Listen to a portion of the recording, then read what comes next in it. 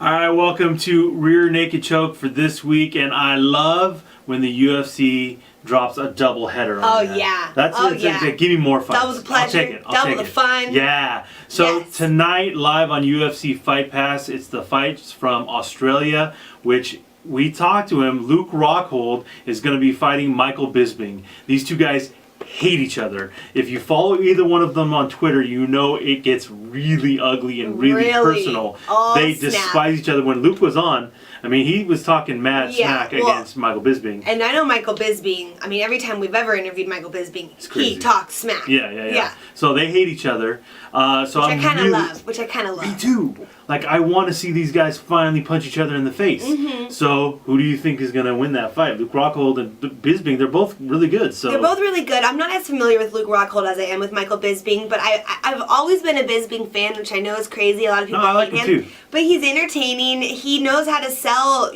like the fight. And but he's also a great fighter.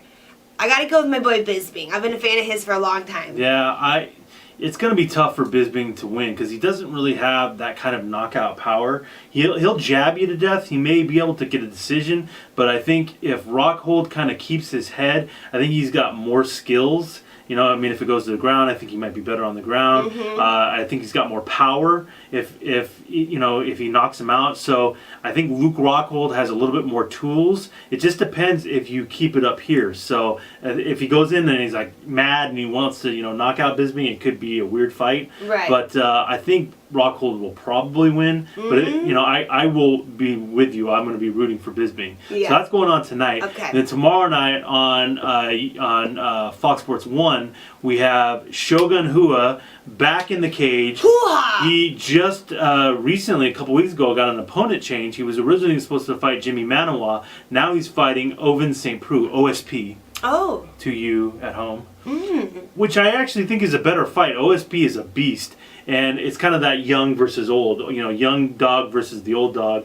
It's going to be an interesting fight. I don't really know who's going to win that fight. And is that going to be a more on the ground fight, do you think? Or is it going to be more striking? I think it will probably be more stand-up. Both guys like to stand. But, man, Shogun Rua, he's been around for so long. He's been in wars. Another one of my faves. He got knocked out the last time he fought Dan Henderson. Mm-hmm. So, once you start getting knocked out in your MMA career, it's easier to be knocked out. Right. So, in that regards, I kind of think OSP has a pretty good shot. He's a lot younger.